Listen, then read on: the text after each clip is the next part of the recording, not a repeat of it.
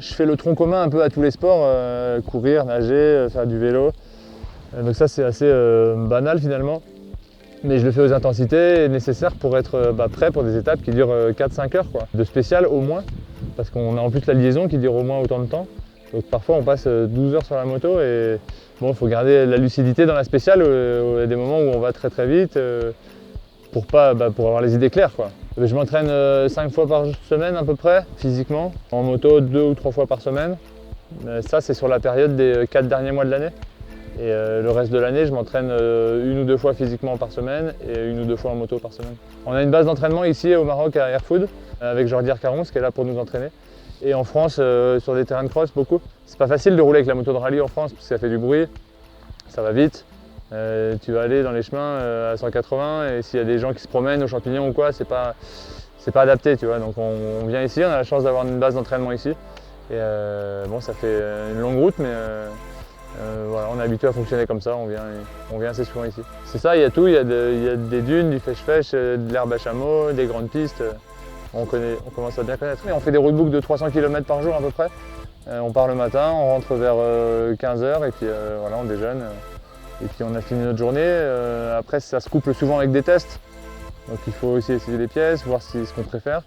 Mais les semaines ici, c'est 5 jours de roulage non-stop et puis après repos. Ouais, à peu près 3 mois de l'année. À peu près 3 mois de l'année en dehors de la maison, pour des courses, des entraînements, etc. Et je fonctionne comme ça depuis un petit moment. Ouais, je suis marié, j'ai une fille et bon ben voilà, c'est comme ça, c'est pas facile parfois. Et pour elle et pour moi.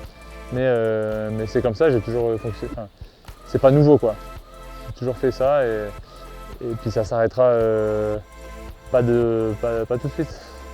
Puis, non, mais tant que, même si je gagne un Dakar, je ne voudrais pas arrêter. Si je gagne cette année, je ne vais pas arrêter.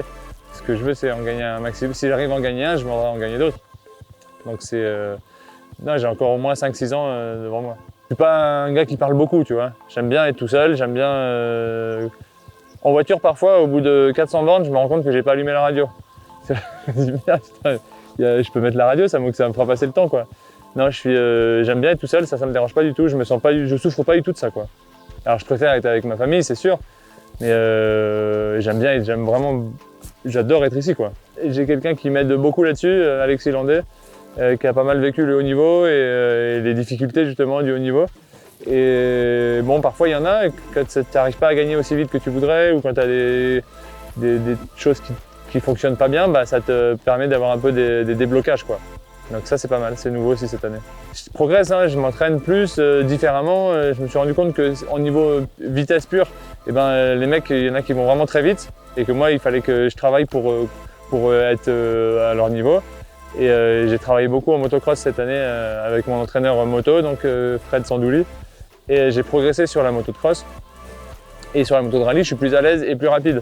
Maintenant il y a la partie navigation, rallye, et quelquefois tu dans des situations où tu es tout seul et puis tu dis où je vais à droite, où je vais à gauche, tu sais pas trop quelle option prendre. Si t'as pas assez confiance en toi ou si t'es pas sûr de tes choix ou quoi, tu doutes et puis tu vas... C'est pas facile hein.